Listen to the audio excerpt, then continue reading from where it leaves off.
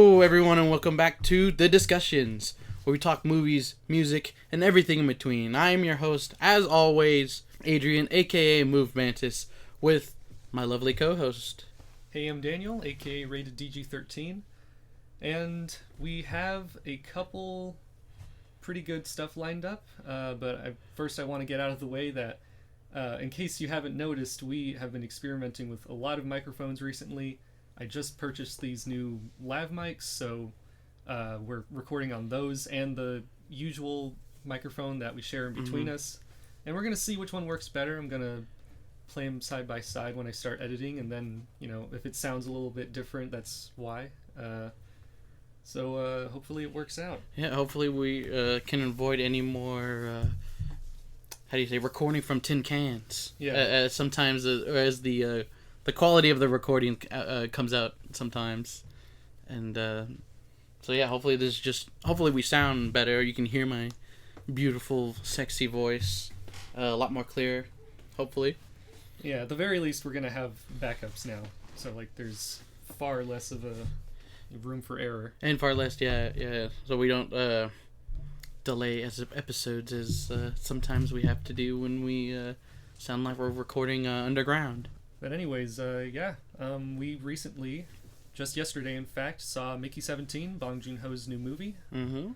I guess a quick synopsis. It's about, stars Robert Pattinson, and he signs up to be in this kind of experimental program where they clone him every time that he dies while doing all these odd jobs on a spaceship. But I mean, honestly, I wasn't expecting the movie to be about a lot more than that. And I'm a little bit split on it. It's not the cleanest Bong Joon Ho movie. I finally finished his filmography a couple months ago, and I think there's kind of I don't know if it's a lost in translation thing when it comes to his English speaking movies. His tone doesn't come through as well, because all of his South Korean movies are just some of the best movies I've seen, at least from the 10s to the 2000s. It's super consistent, and then when he starts doing English speaking movies, it feels a lot more Hollywoody. It's definitely way different than what you would usually get from action movies, but at the same time I think there's something about it that I don't know, maybe it's just kind of the dialogue I feel works a little bit better in South Korean than in English, because in English I feel there's way more of I have to get used to how people talk. Mm-hmm. And not in I'm trying to navigate this minefield because I don't know much about actual South Korean culture. Yeah. But I feel there's some it's in the cadence and the way they deliver their lines sometimes, and the how they speak certain words, I guess, or how they use certain words. Yeah, and there's still humor to it, in pretty much every single one. I still vividly remember Jake Gyllenhaal's performance in Okja. He is just so insane and just a really whiny, pathetic guy. But I would probably say those had the best characters from that movie, whereas Snowpiercer and Mickey 17, the over the top nature of it was kind of taking me out of it. Where it's this is dark and it's brutal, but at the same time I'm finding it hard to really get into this I would Mother or The Host, which also have these really insane tonal balancing acts of really bleak subject matter, and then just a really embarrassing thing that happens to the main characters in a way that doesn't take away from the drama, but actually makes you feel more sad, and it kind of makes it more real in a way whenever they just do these human fuck ups basically in the midst of this horrible thing that's just happened to them. And you have you do feel weird because it's a little bit goofy, but at the same time there's a really empathetic humility to it that I think is best in his South Korean movies. But yeah, as for this movie in particular, it's definitely not a huge drop off. Yeah, I would say the whole sci-fi element was done really well. I loved the world building and the scenery and like especially the color grading, because like it's kind of like a personal thing for me, but like if a movie's like way too gray, it kind of like comes off as dull, like Oblivion with Tom Cruise. You remember that? Yeah. Or it's like I know what I'm looking at is like neat, but at the same time I'm just like slowly like I feel like I'm dreaming as I'm watching it, but not in like a good way. I'm just like sinking in my seat, just like waiting for something. Nothing really pops out. It all kind of just like blends together. It doesn't really add anything more than just background noise. Yeah, you kind of just forget that background's there a lot of the time. Whereas this, I think it kind of like has it's not like tonally like Star Wars, but like when you're on like kind of the Empire ships, it felt like that, where it's like there's still just like so much character to it, even though like everything is like black and white and there's gray. still style and design to something that's really just kind of like a basic metallic inside of like a spaceship. But like there's still some effort put into those. I think like that mainly comes from just like the unique like technology in particular that comes from this. I feel like only like would come from someone like, well, I know this is like based off of a book, right? I believe so, yes. Which I didn't know until I saw it at the end of the credits, but yeah. Which I'm interested in reading, because there are some kind of story things that I'm not entirely settled on just yet, and it might come from the fact that it is based on a book, and you know there's just kind of like a lot that he kind of wanted in there, or like I'm wondering if this might have worked better. It was kind of like what we were saying about A Silent Voice in the last episode. I had the same feeling of like this is either like a longer than it should be, like really solid like hour 40-minute movie, or this should have been like a mini series, because I feel like there's a lot going on and a few things just kind of get forgotten about by the end. And even though it like wraps up in a way that's like the conflict is resolved and it you know, I was never lost watching it. It was just like looking back, I was like, oh yeah, that kind of like seemed like a bigger deal in the moment that never really had a satisfying payoff. And I know it's not like a subversion of expectations, like you know, like, oh, the point is that it's unsatisfying. It's like, no, he's definitely good at that. He's good at that and satisfying narratives. This kind of felt like split in between. But what did you think about it? I definitely kind of just agree with you, where to me it felt like it had an ending and a beginning, but no really middle part.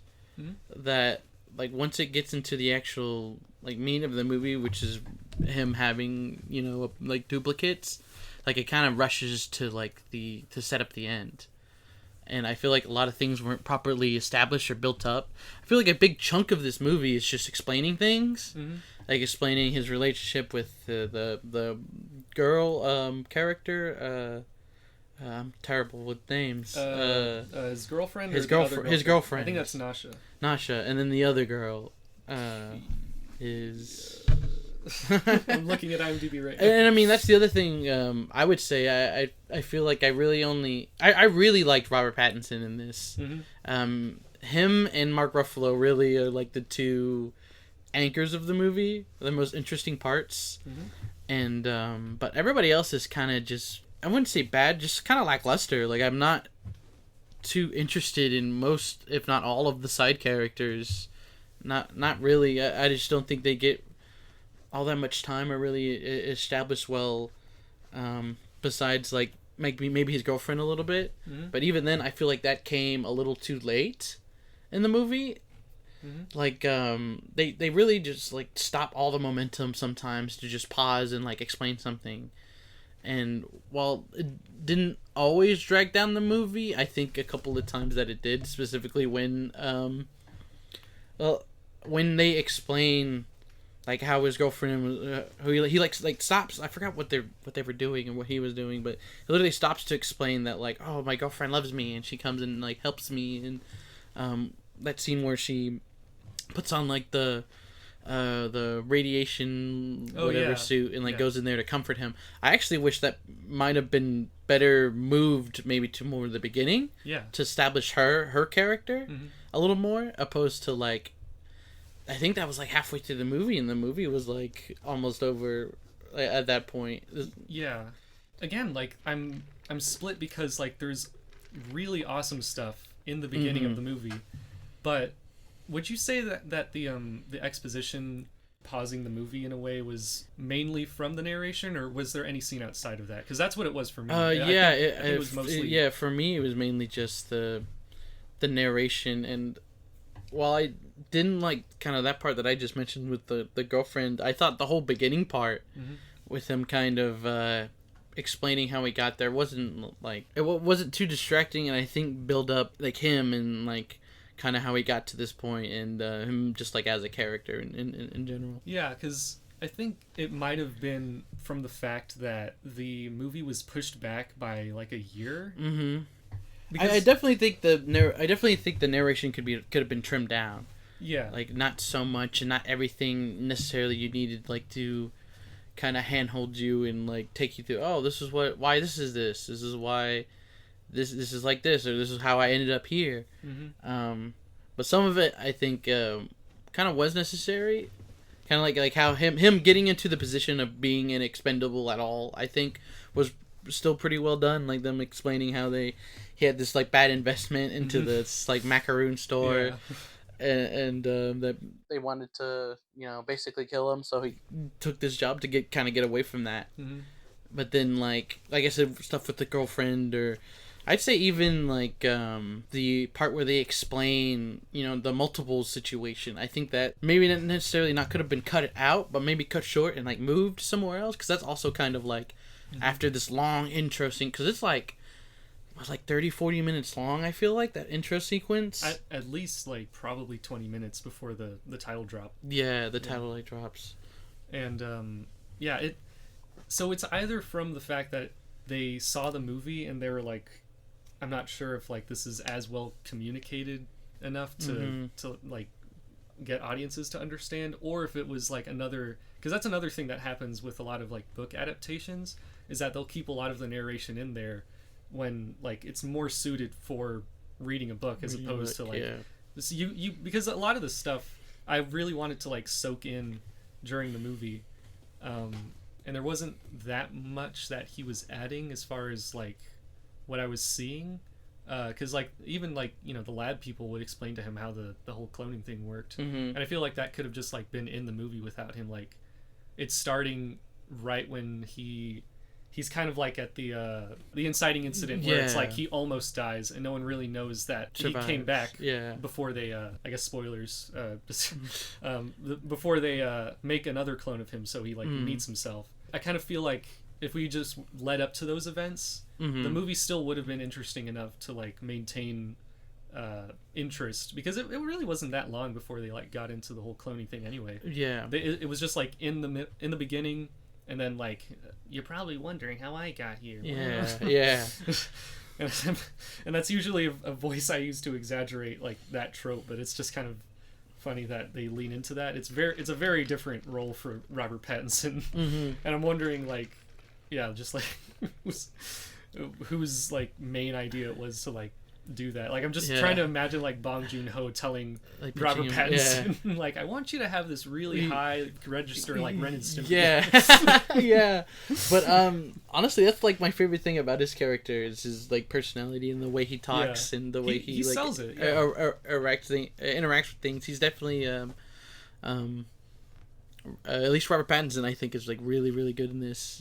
So if you watch it for anything, like you can just watch it for just his performance, and I think you can still get a good amount out of it just because he plays that character so well and like feels like so genuinely, especially because when he does split into the two people, or when the cloning kind of overlaps, like it is kind of two personalities but of like the same person.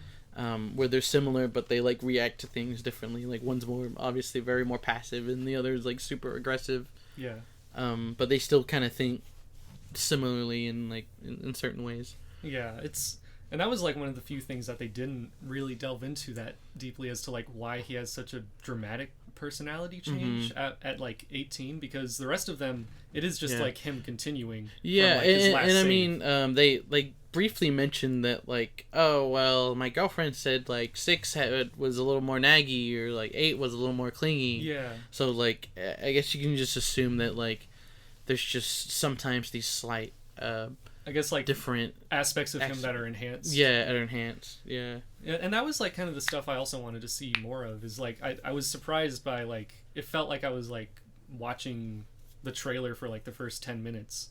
And if that was an aspect of the whole cloning process, I would have liked to see like a little bit more of that kind of presented before the like huge shift, because like he seemed to be like particularly taken aback, and maybe it's just because this is the first time he's actually met himself, which it's still like interesting, and that was like one of the best parts of the movie. It's just like, yeah, out of all the stuff that they like decided to explain, it was like one of the few things that felt like it kind of came out of nowhere almost. Yeah. We needed more of like a show of like his personality to kind of change a little bit from clone to clone. And I always, or at least the way I kind of interpreted it as well, was that like he's not really transferring. It's more they are just straight up cloning him, and he's like legitimately dying. And like these are technically like new people, but like since he has all the memories, and it's basically like up until that point, it feels like he's just kind of getting cloned over and over again. Have you ever seen Multiplicity? I have not. No. I think it's a '90s movie with Michael Keaton, and I think that did kind of a better job at explaining that, where they start out exactly like the original copy of him, and then they say, oh yeah, and as he's like staying at home as like a dad, or if he's like spending most of his time at work, he's going to develop, you know, a personality from there. And you kind of see a slower contrast within like a reasonable amount of time for that aspect of defining both or all of his clones. It's a sillier movie. Like, I mean, it's much more like, you know, family friendly. Yeah. Maybe it's as silly as this. I don't know. If I'm being honest, but like, it's not like trying to make like any like philosophical statements about like cloning. It's just like, you know, that was like one that sticks out in my mind as like kind of a particularly well done version of that. And I mean, that was one of my favorite parts of this movie, that it was kind of dark. Like, no one really cares about him. Like, nobody gives a shit about him. Like, even his so-called, like, you know, best friend, which was the Stephen Young character. Yeah, they needed, like, way more of him. Yeah, definitely. Because, like, I didn't get a good read on their, like... Yeah, I just kind of... He kind of just seemed like a terrible... Yeah, just kind of like a shitty guy. Like, which, like, I've seen movies do that kind of thing, like, again, like, completely different movie, but, like, In Cold Blood, where it's, like... You can see why these guys are together as like partners for this this heist, and like sometimes they get along, but for the most part you can tell that like the other guy is like really shitty. Yeah. And he does want to like shake him, but at the same time, like, you know, he'll get excited and he'll think he's like growing, and, you know, like maybe he can like talk to him like you know, on the same level, but like then he'll just do something that to like prove to him that he doesn't care about him at all. Whereas in this one it felt like, yeah, like, I guess, I don't know, like, I think it's that tonal thing where it's like he gets really excited when he's like about to kill him when he's in the cage. Yeah. And I guess he's just like kind of processing stress. Like, I could see that kind of like angle of it, where he's just like really like, you know, he's full of adrenaline, and he's just like, he's trying to like stay calm, I guess. But then he like bawls his eyes out because he wants to like kill the like weaker version, and I could see the like kind of separation anyway of how, like, you know, you're a clone, like he's gonna kill me and I don't have any backups of my memories, like, you gotta do me the solid real quick. Yeah, basically. And like for like no real like good reason, he doesn't like go for the tougher version of him that he has like even less of a relationship with, and he was only like trying to kill him from his inception basically of like, and like meeting him. And like, again, like it's just like handled like really poorly, which, you know, I'm trying to mitigate how much I'm comparing to like his other movies, but like in The Host, there's like a really stupid character in that. Yeah. But like it's a really well defined character, and every time he does something that's like just that ruins everything, you can understand why he does that. Yeah. And in this one, it was just kind of like, I don't really know. I guess it's supposed to be funny, but like I feel like there was a way you might have been able to pull this off that like could have like retained tension, and not just like I could have seen that like going south for him like from a mile away. Yeah. And you kind of just don't feel any, I guess, sympathy for him really at all, and you just kind of get this sense that he's just like a manipulative, like, kind of asshole. Yeah. Because he even says that he's the reason, a big reason why he had to, go up into space, or I mean, both of them, because he mentions that Robert Pattinson's character, too many pronouns. Robert Pattinson's character mentions that Stephen Yeun's character wrote his name down on the loan, and so that kind of basically just ruined his life. And even just throughout the story, it's never even really. It's kind of, he's just kind of shown to be an like scummy, like, kind of asshole guy. I mean, he's even selling like drugs, like to other people on the ship when like it's very illegal. And then that one guy tells him that they're like very dangerous and like no one should really like be involved in those. Yeah. And so it's kind of like you kind of just think he's an asshole, and you just like don't really sympathize with him at all. Even in that scene where he like kind of cries that he like has to kill him, like, oh, I have to kill you, and I don't really want to, but and he gets over it like really quick. Yeah, and it's just not really believable. And, there's a lot of stuff that I like laughed at in the moment. Like I gelled with the humor for the most part. But I'm just that's definitely one of its strongest like aspects is like the humor and the comedy. It's just like I know that Bong Joon Ho has done this better, even in Snowpiercer. Like there's a lot of Snowpiercer in this movie, from like the commentary on like the rich versus the poor, which is in most of his movies. There's like the whole like religious angle, like obviously there's like the snow environment, the like drugs that are like kind of just in the background of like this larger story. Like I remember that from like Song Kang-ho's character in Snowpiercer. But maybe he just likes this like kind of like that's why he would have gravitated like, towards it in the beginning. What'd you think of the love square, the love triangle? Love square. I mean, I don't think it was like a huge part of the film. I think it was more just to really illustrate how much like just like there's like one person who like gives even like an ounce like of a shit about him, and I think that's like. That was also part of that, because it really felt like the other girl character, I forget her name.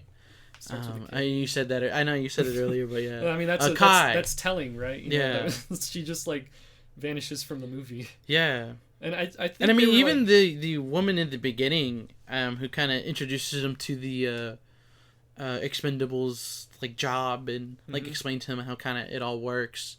Like even she kind of just like disappears after she's done like explaining everything. I would have thought she would be like maybe like somebody on the ship or a bigger part, but I guess not. I think they were really onto something when they introduced how Nasha reacted to Mickey's 17 and 18 like existing at the same time, and then like when Kai gets involved, it's like she does seem to like genuinely take interest in him. And another thing that also like was just kind of weird to me, I feel like it was like an actual filmed scene, but like was just like kind of truncated for whatever reason, like while they were like delaying this movie. But they like kind of skip over Nasha's introduction, or like their first like actual conversation in the beginning, and then like even he's like, she really fell for me, and I'm a lucky guy, and I have no real idea why, but I wasn't about to question it.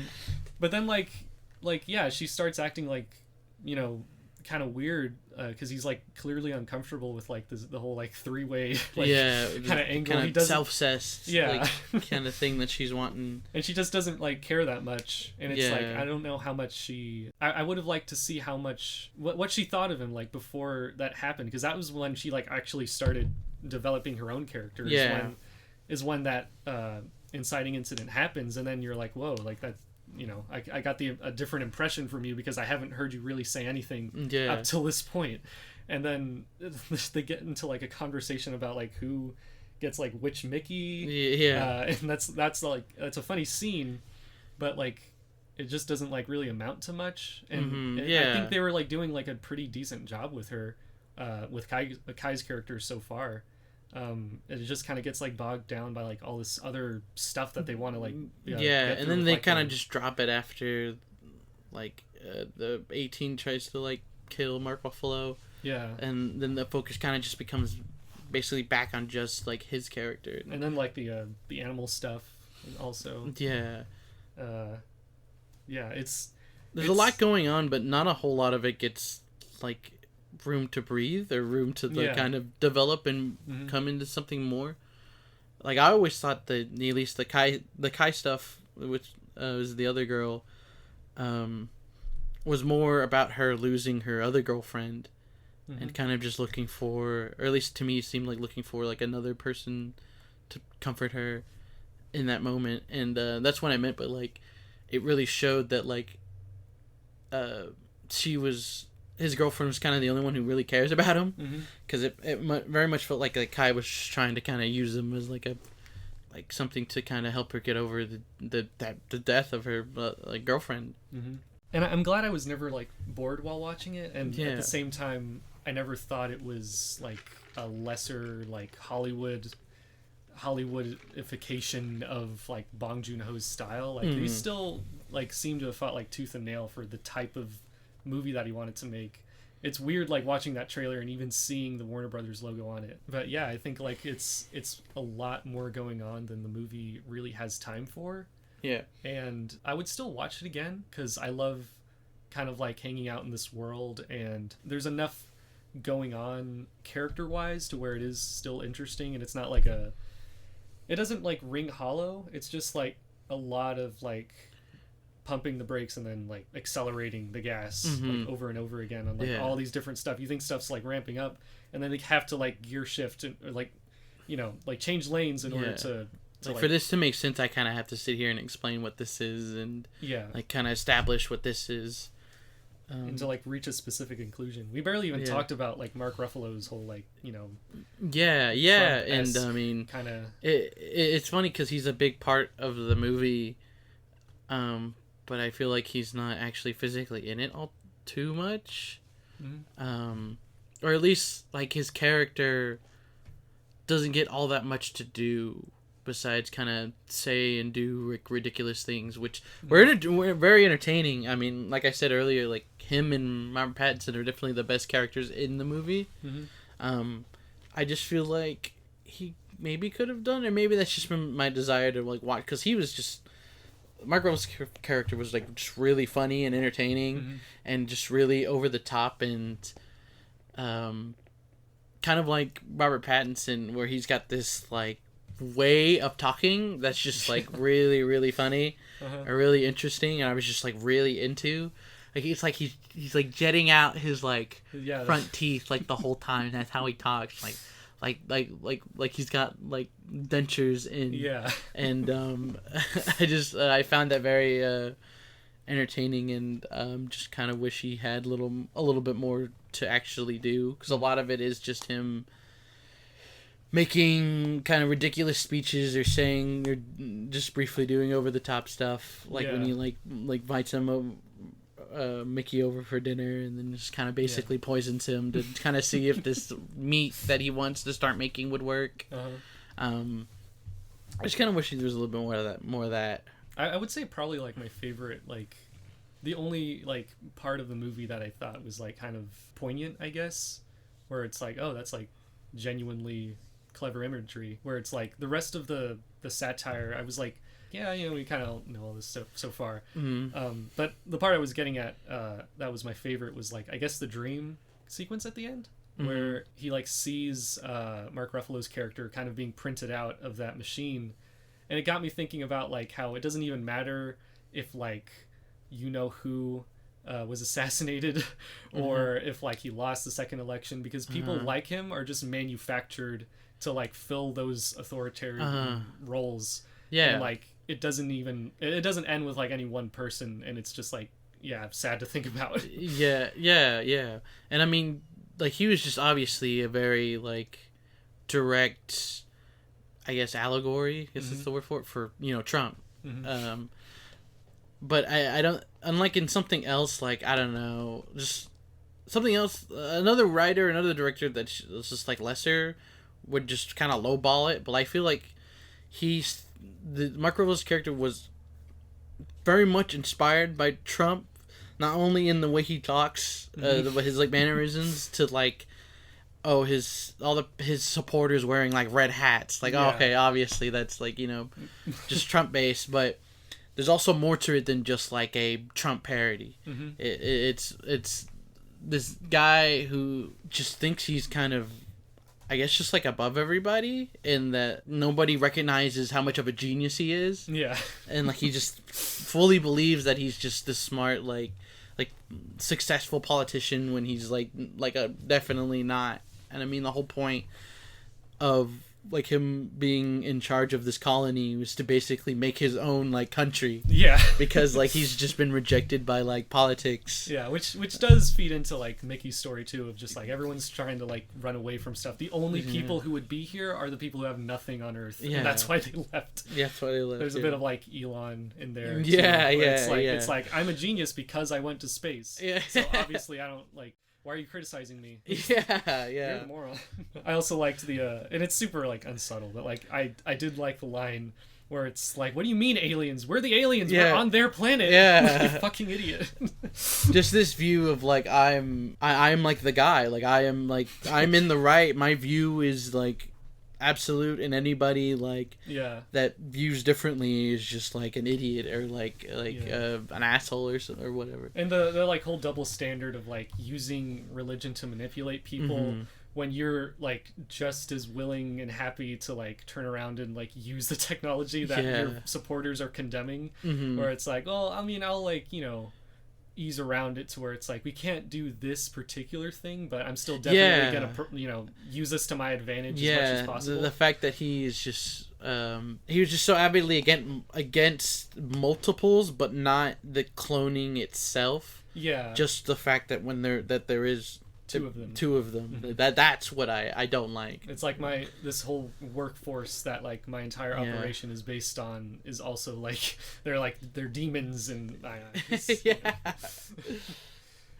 there's a lot of substance there that just isn't ironed out. Like it's like a really, and everything just had like kind of what we're saying, not only the backgrounds, but it's a movie with a lot of like personality, a lot of like quirks, to kind of like what I mentioned earlier, that the way people talk, or even one of my favorite things was them like when they do clone him, and they call it a printer. They call it like a clone printer. I forgot specifically what they call it, but it kind of works like one when he's like coming out, and like he like stops and then has to kind of go back, and it's like an actual printer.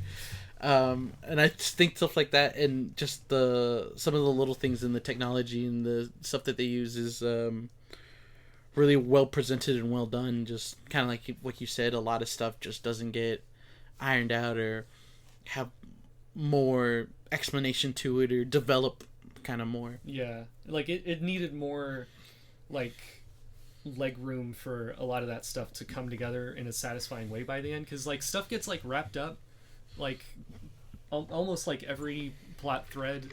There's just like it does just like kind of feel like it stops dead in its tracks, and it's like, I guess we're done with that now, and you don't have to think about it anymore. And it's like, well, okay, I guess. Like when Nasha like gets out of jail and like runs for like the new government, like all that was like super like, and then everyone loved her and everyone voted for her. It's like you're making it sound a whole lot more simple than like it really is. If you want to like complain about these kinds of people in real life, then like you kind of have to, and you know, it was another South Park kind of feeling you get from like everyone like thought that like he was gonna fail just like again. And it just feels weird when you're making these narratives before things play out in a way where it's like, if you want to do that, it just has to be a little bit more subtle in its presentation, because like you're like forcing me to think about them, but like because things like that didn't exactly wind up happening in real life, whenever it comes down to these like kind of simplistic solutions where it's like it feels like a little bit less kind of like biting satire and more like wishful thinking, which is fine for sci-fi. You know, Star Wars is all about inspired by World War II, like, you know, acknowledging these people, but it wouldn't really be until like you actually learn about that stuff where it like pops out a little bit more. Like there's not like a full-on like Adolf like caricature, and it's a very different movies, but he works as that kind of character, you know, that you see a lot in real life, and he's not any one single person.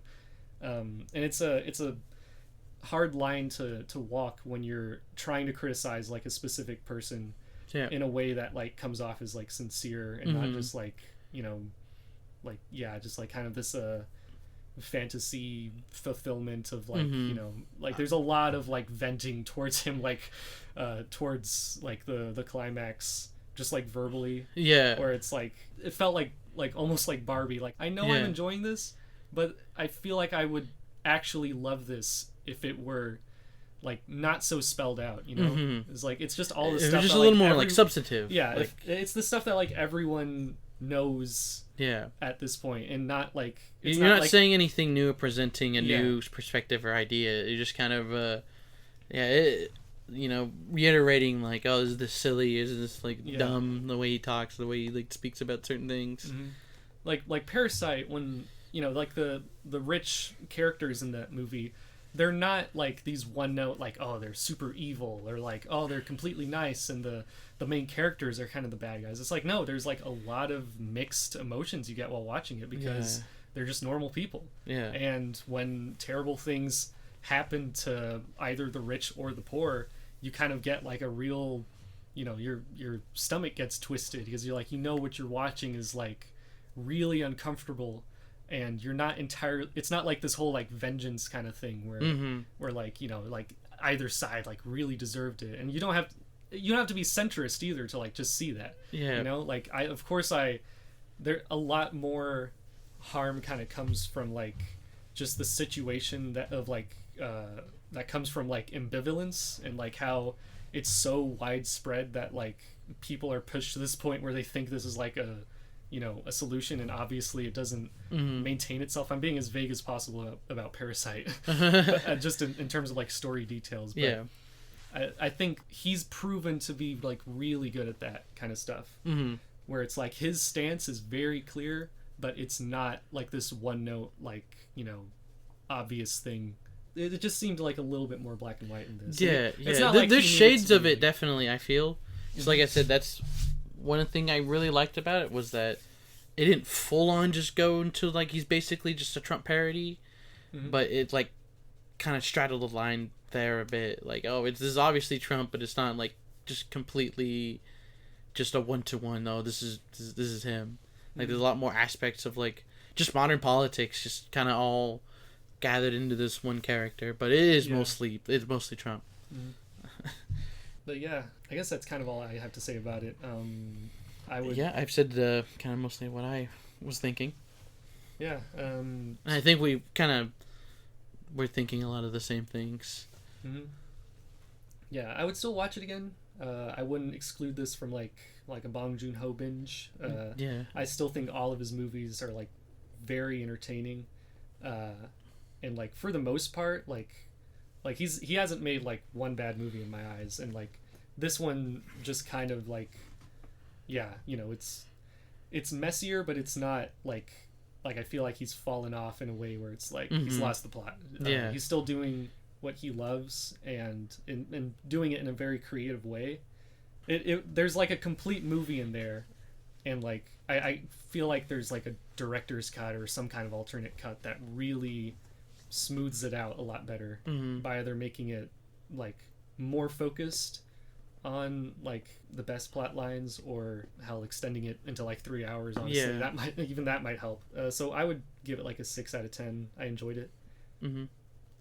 I would say I'm in the same boat. Just a lot of untapped potential and things left on the cutting room floor. I think could have been rearranged or changed, or just, you know, done a little differently. Could have really helped this a lot.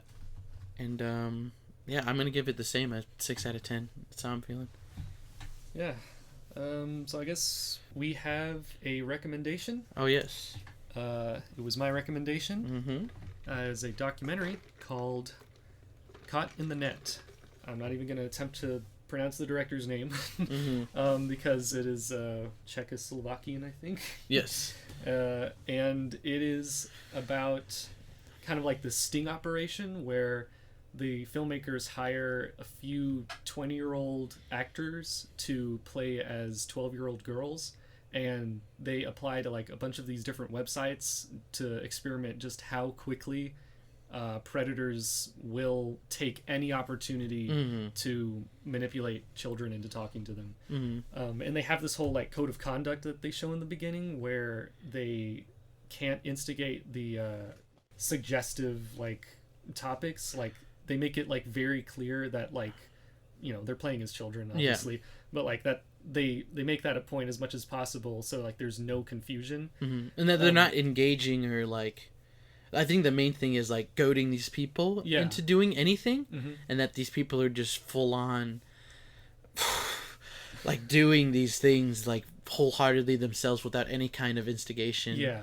And I think to me that was like the wildest part to me, and the kind of most eye-opening part, because I think a lot of people kind of just assume that it's this slow kind of, I'm gonna be your friend, and then like slowly build up to like reeling you in. Yeah. But nah, it's pretty immediate. It's pretty like instantly, and I was really taken aback by how intense it gets and how quickly it gets to that point. Yeah. And it's like I mentioned to him earlier that I had to take like a good like shower after watching this because I just felt so like absolutely like completely disgusted and like just amazed on how people can conduct themselves this way or talk to underage girls this way. Like this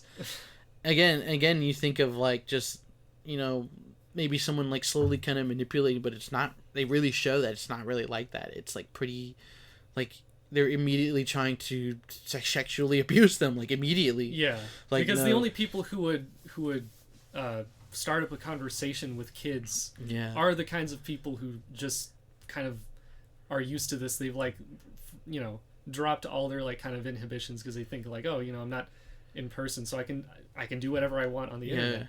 And it starts out like, you know, like if you're used to Catch a Predator, which I love that show. There's a little, you know, I can see why it got canceled by the end. It was a very just like horrible situation that I think really informed how this movie was made, so that it left a lot less kind of like there was even less entrapment in this than there was in To Catch a Predator, which was already like they had like a little bit of what this movie was doing, but like they didn't know like the full extent of like how people would react, and it was like it was certainly like sensational to a degree, you could say, but still very important to like be aware of. Like this documentary is that show just turned up to like the highest degree possible, because it's one thing for like a network television show to like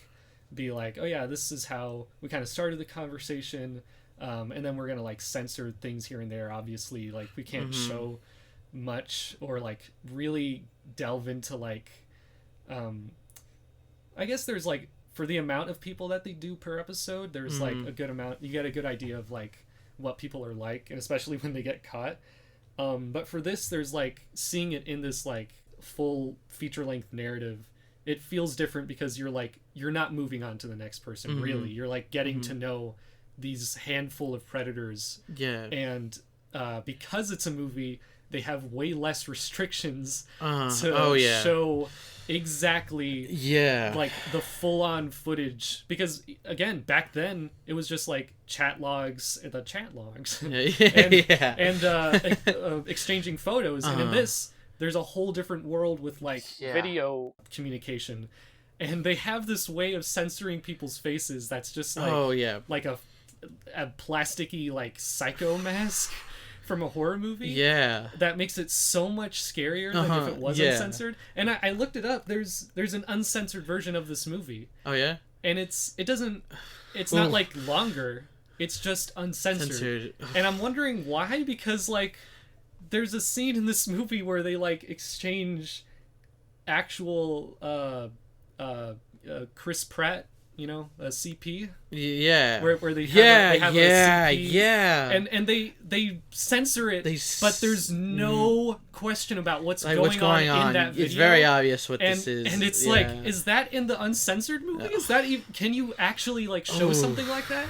I don't know, but like this is like horrible enough. Yeah, because it's just like blurred enough. I honestly wish like it should have been blurred like maybe a little bit more. Yeah, yeah, because there are some like big like scenes where some of these guys send photos or pictures of them, engaging in themselves. Yeah, and they send them to these people who they believe is someone who's 12 to 13. And like you said, they censor it, but it's kind of just right there. Yeah. I mean, it's technically censorship, but it's like I think seeing it uncensored wouldn't really. I mean, I don't want to see it uncensored. Yeah, I'm just saying, yeah. like, what's the point of making an uncensored version at that point? Yeah, because it's like there's. I think the first guy they call up, he says, "Hey, how's it going?" And then like he immediately goes down. He almost goes down. You just see, you see him like he's just like ready to show off this to who he believes is a kid. Oh yeah, another thing that they do differently from To Catch a Predator is like they actually have these psychologists or psychiatrists. Yeah. They have professionals in this field who are informing the actors. Okay, this is exactly what a kid would do in the situation where it's like. Yeah, some kids are shy, but a lot of kids also just like don't really know the weight of simply getting up out of your chair. Yeah. If they ask you about something like that, they're looking for any kind of just like little droplet of like exposure to your body that they can get, and that really helped a lot understanding like not only like how you can like be protective, but also like understanding like that it's not like rebellious or like it's almost worse if you condemn kids like for getting like caught up in this kind of stuff in some situations, because a lot of it just does fall onto the predators. They know exactly the kinds of things to say that like kids just like wouldn't think much about. And even just the way that they justify it to themselves. Yeah. And they like feel like, interacting with, because that's said like constantly, because that was one of the big things. I think one of the rules that they set up was that they like have to continuously mention that, I'm 13, I'm 13, I'm 13. Yeah. And like you continuously just get the guys saying like, that doesn't matter. I'm like, why should it matter? Like, I don't really care. And then the psychologist kind of explaining their points of view, or the way they like, justify it in their heads is just. It's on the internet. It's on the internet. There's that disconnect, but they also think that there's consent because there's like they think, I forget what she says. What exactly she says? She says something along the lines of, they're consenting because they're wanting to, or they're actively engaging with me, or they're actively talking to me, or wanting to hear what I have to say, or something like that. So that to me is like, they want this. They want me to talk to them. They want me to show me their ding dong. But she explains how that's kind of just like a trick, because a lot of children are learn to respect people who are older than them, and so they also have this kind of psychological need to please them because they are older, and they view them kind of like as on par with like their parents. Yeah. Like, I want this person to like me because they are an adult and I'm not. And how that kind of leads into a lot of this stuff of why a child would engage with like a 30-year-old fucking like guy. And I think that's what a lot of them. That's the other thing. A lot of them are like a lot older. It's not guys in their like early to mid 20s. It's guys in their like late 30s to mid 40s. And at some points it is like two people. Like you saw near the end where they like meet up with some of these people, and like, one of them was like a couple. Yeah, that was also just like horrible to the moment that like the first moment that like jolted me up properly, even though the most of the movie was like a very uncomfortable experience, was the CP exchange, the Chris Pratt exchange. But like Chris Paul. The second one was when it was revealed that that guy was already in a relationship and they were looking for someone to have a three-way with. Like they were, like she knew about this, and that was also something that's just like rare, but I hadn't even considered that like there's like multiple people who are already in relationships who are like fully aware of like what each other are doing, and there's like more help involved, and it's worse to like think about how people can even get to that point in their lives. And one of the most haunting lines from one of the predators in this was I'm far away, I can't do anything to you. There is having said that, there are like a few parts that I did find like morbidly funny. And that's something you see them throughout, like where they do kind of laugh at a lot of these situations.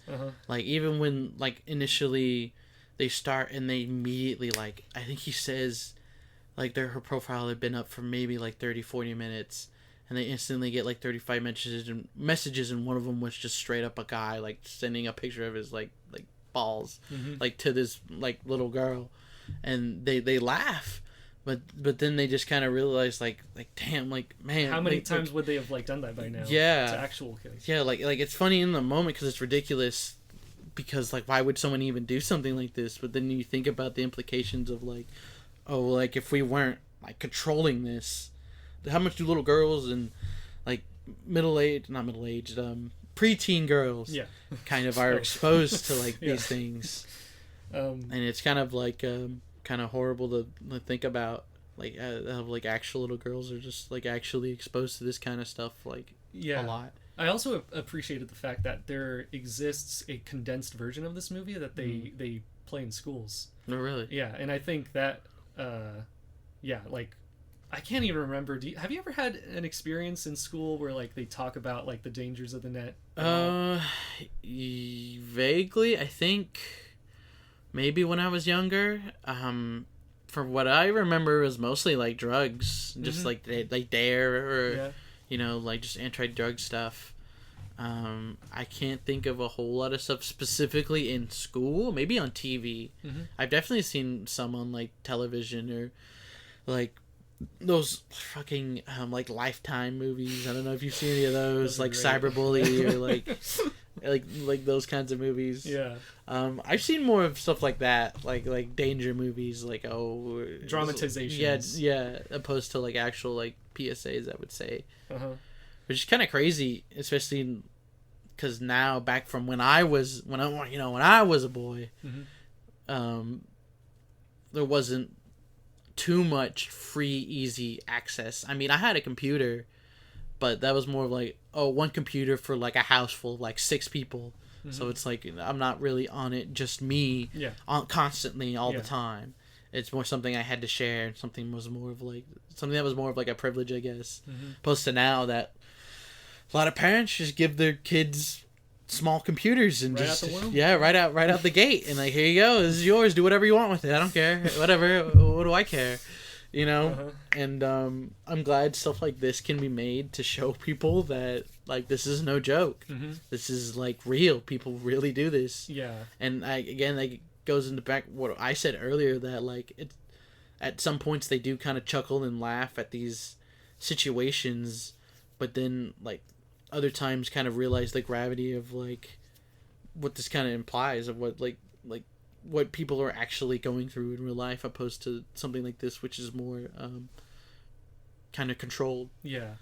It's the best or exploration of this topic that I've seen, because like movies, like 9 times out of 10 it is just going to be like very misunderstood. No one knows how like a teenager thinks, and like they'll vilify the fact that they get into this situation, or like it's condemning like puberty itself. Whereas like this, it's like it is showing it exactly for what it is. There's no any room for like misinterpretation. Especially because of all the experts they have, and how like even someone who doesn't exchange nude photos as a kid would like be psychologically damaged for a long time after going through this. And I feel like you know, as horrible as it is, like it's kind of like essential viewing for like parents nowadays. Like there's not many movies I can say where it's like it's the movie we need right now. It's like, but this, you can't not think about this anymore. Yeah, like it's crucial that you're aware of like at what age you even like give your kid access and for how long. I'm thinking back, but like another like dark funny moment was when they exchanged like the bestiality video. Yeah, it's that guy, because he says that he knows a woman that like gets with like dogs. Yeah, and like out of all the stuff that they saw, the one thing where they were like, don't press play. Yeah, don't look. Yeah. It's like that was like, even for the people whose like main goal of this experiment, anything that we don't have to see, I absolutely don't want to like dwell on anything that won't like accomplish the goals of this documentary. Another like kind of like just pathetic like hilarious moment was when they do meet in person. Oh yeah. And I don't know how this happened, but there's just this magical moment where like a dog just like walks up to him and he doesn't even notice because he's already so stressed about being caught, but he just like pisses on his chair. Yeah. And I think he even pisses on his bag. Yeah. The bag that he brought with him. And... It was like, I don't know if it didn't look like it had a collar. It just happened. Yeah. And like there's no, how can you not put that in yeah, right. at that point? They're like these little like silver linings that just like highlight how like just pathetic and like unsympathetic these guys are. Yeah, and I think it does a good job illustrating why or how they like, you know, view themselves or view these kinds of situations, trying to get with these women, or how they justify it. And I mean, even one of the girls confronts that one guy, because that's the other thing they do, is like kind of simulate like nudity, like sending them the nude photos. They like of Photoshop the adults to look like 12-year-olds, which is also like I had it's all in the name of science. Yeah. Like don't worry, but like them doing that, and then she sends them the photos, and she does something, I forget it.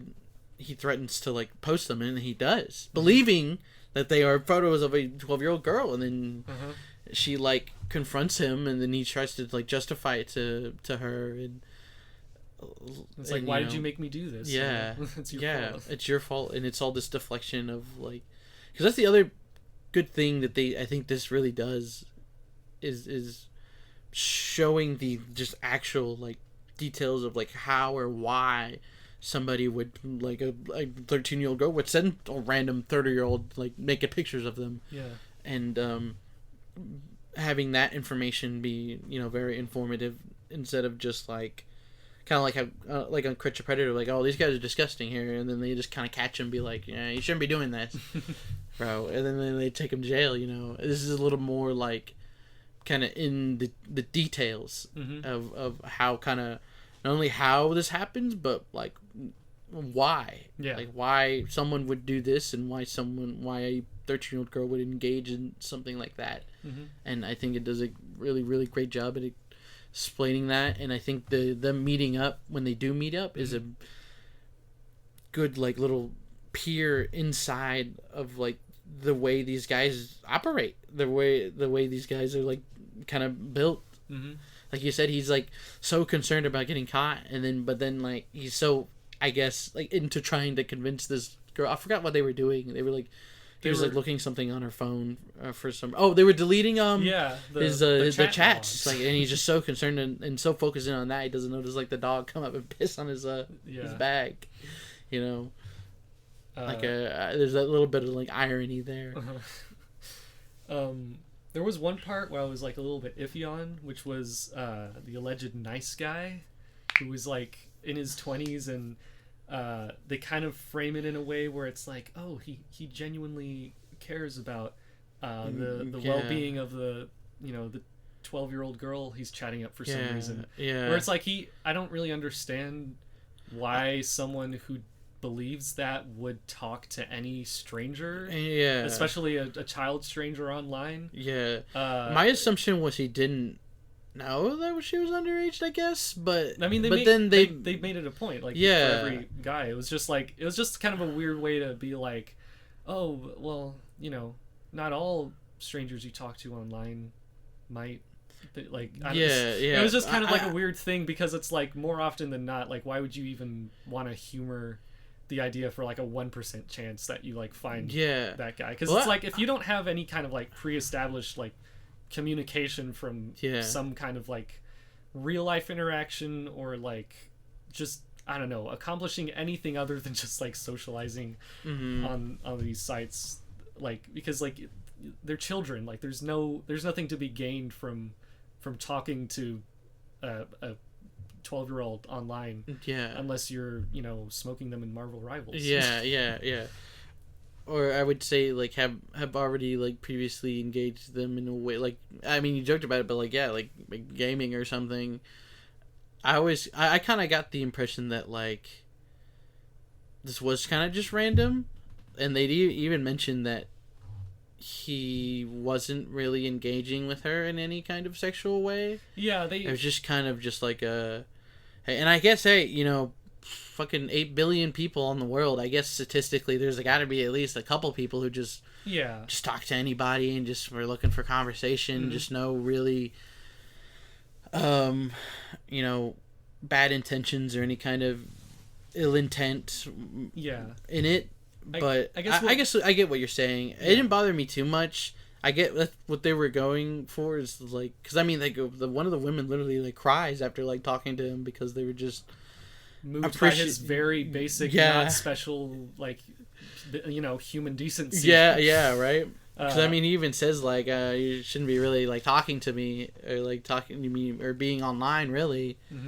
And then they mention all the sexual stuff, and he's just like, you know, I got a girlfriend. You know, like, it wasn't so much that I'm like trying to like pin him as something that he's not. It's more like that is a strategy used by predators, that they'll like prolong that as much as possible to gain trust, so that by the time you get used to them, that they reveal their actual intentions. And it doesn't even have to be like that particular guy who did it for me to like still kind of be like, if I were like showing this to kids, I wouldn't even want them to, because that's that's already the default stance for kids, is that they'll go online and just like not really care, because they think that people they meet online will be as decent as a stranger in real life, just as far as like, you know, like in a mingling situation, not like, you know, candy van necessarily. I get what you mean. I just didn't or I guess I'm just looking at it from like my perspective of like just like a adult opposed, but like someone like you said, who's like younger, or if you showed this to someone who's younger, that you don't want that chance of him getting, because it's rare, and that's why it was so surprising to them. And I think that's why, like, you know, the actress cries, because like she was so used to all these people kind of engaging with her, or supposed like 13-year-old girl, just so nastily and so intensely sexual, that, you know, talking to just like a normal guy who just talked about like going to university and like you know, having a girlfriend is just so unusual and like not really something that happens. And I think that's kind of what more I'm focusing on, opposed to like the greater like showing this to somebody, or like a child having that idea in their brain, because you're right, like that guy was like a 1 in a million like kind of person, like you will not most likely ever find anybody online like that, or anybody that's willing to engage with a 13-year-old girl or 12-year-old girl or underage girl like that, to be like that, to be just like a normal decent person.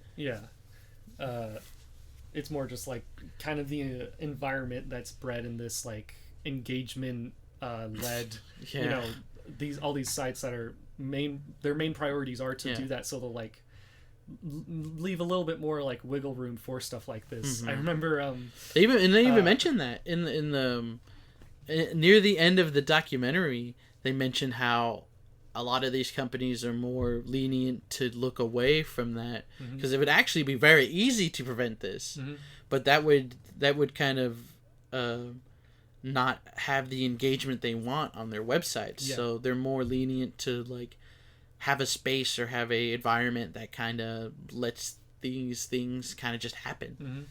Well, something I kind of think about a lot is how is when Lego tries to make a social media app. They've done it like twice for some reason. Yeah.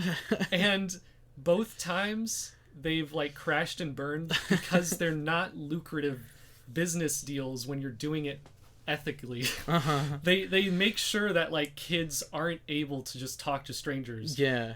But the window of like sharing stuff is so narrow at that point that it's like rendered pointless when you have all these other websites that aren't focused on this one particular hobby, and like are just it's just funny to me that like both times that they've done something like that, it's just like proven business people right. It's like that's as far not morally right, but just like correct business wise, that it's like if we tried very easily to make sure that this stuff happens as little as humanly possible, then we're not making any money.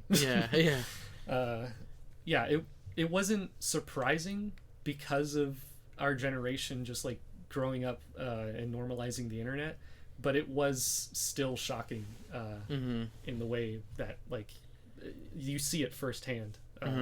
It's a completely different thing to experience than to just like hear about.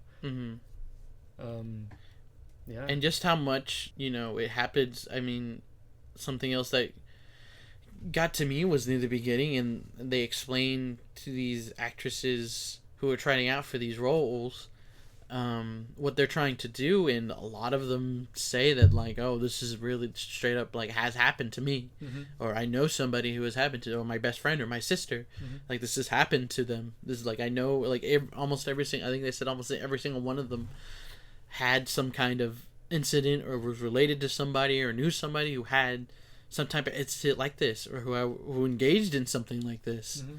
And I think not only that, but also the fact that there were a variety of people engaging with these 13-year-old girls, not just the typical, fat, 40-year-old, like, bald guy, but also, like, couples, and, like, there was that one young guy, that not the good one, but the bad one, the one that was, like, I think, like, 22 or 23. There's just a variety of people out there doing this kind of shit, and there's a variety, there's a big, large amount of underage girls exposed to shit like this. It really opens up your kind of, at least to me, opened up my kind of slightly narrow view of like a topic like this that I didn't really know too much about. Like, really like sat me back and went, whoa, like this is like bad. This is like holy shit. Like, this is like terrible. This is how quickly it can get. Yeah, and this is how like bad it truly gets. And it's not just. And I mean, they showed that, or they end up finding a guy that like one of the people on the set knew. Yeah, like knew them. That was crazy. And like people like this are everywhere, and it affects like a wide range of underage minors. Like this is a big problem, and we could stop it. Just it would, like you said, it wouldn't be profitable for a lot of these people to try to stop this thing. And and it's kind of up to us to stay informed and be actively watching. Whether it's even if you don't have kids, your nephews, your cousins, the minors in your life that and to kind of just be aware that like it can happen to everybody, and it could be anybody, really. Yeah, it was.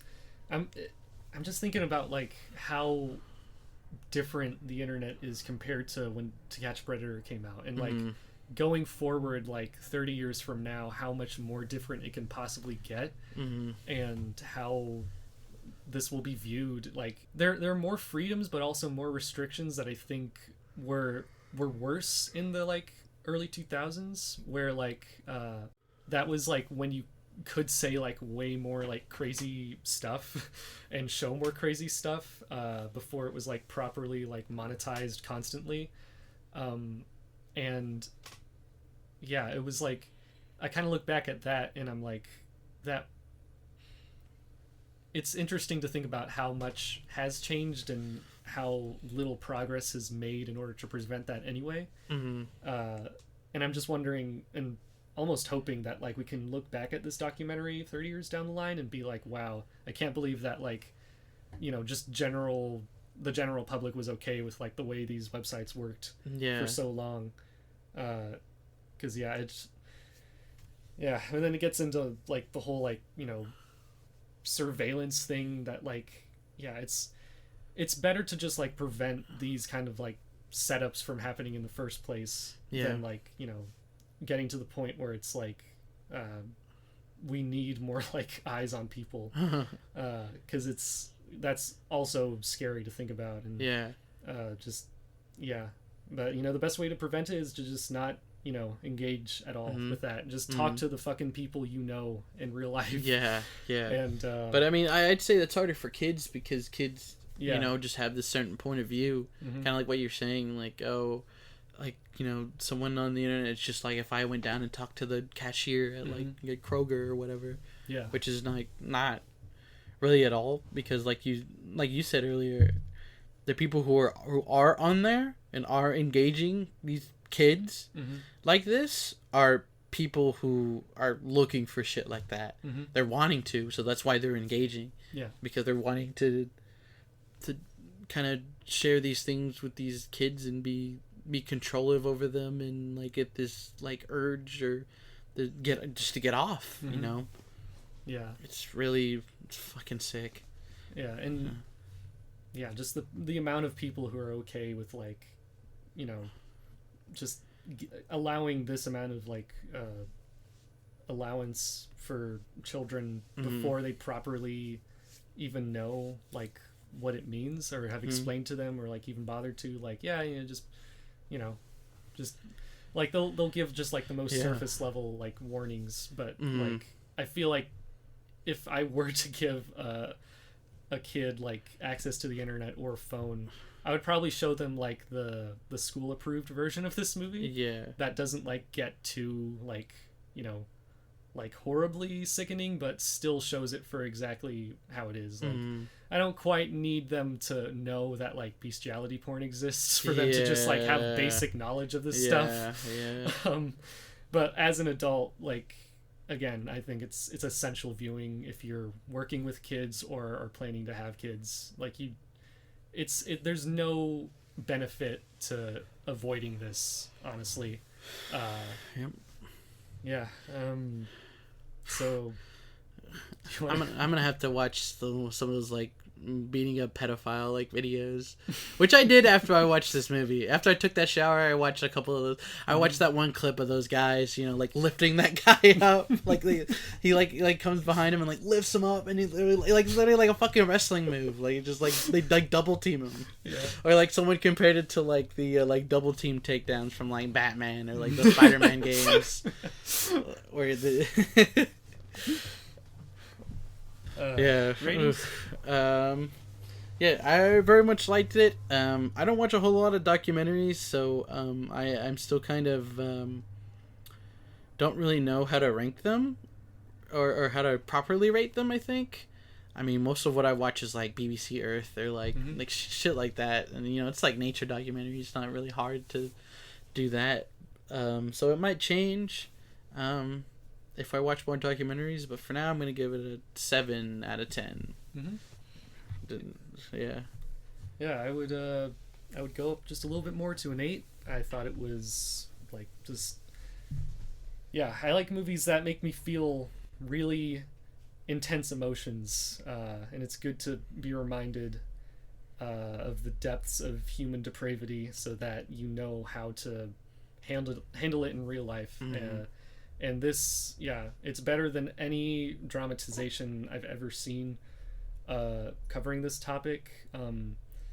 The closest I could think of is Todd Solondz's Happiness, which I brought up a couple times because like that also really like paints a hauntingly accurate portrayal of just how normal in real life predators can be, and then like they have this side of them that you don't see. But that didn't involve the internet, so it was like I hold both of them in like pretty high regard. And plus, Happiness just like goes so far, so much further than like any depiction of this topic without even showing anything.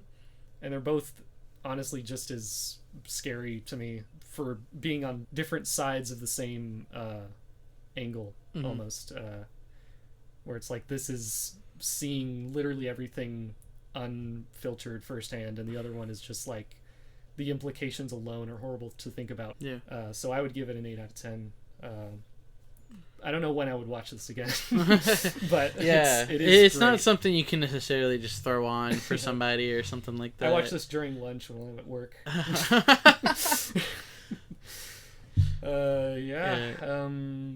I guess that's kind of it. Yeah. Do you have a wait? It's a new challenger.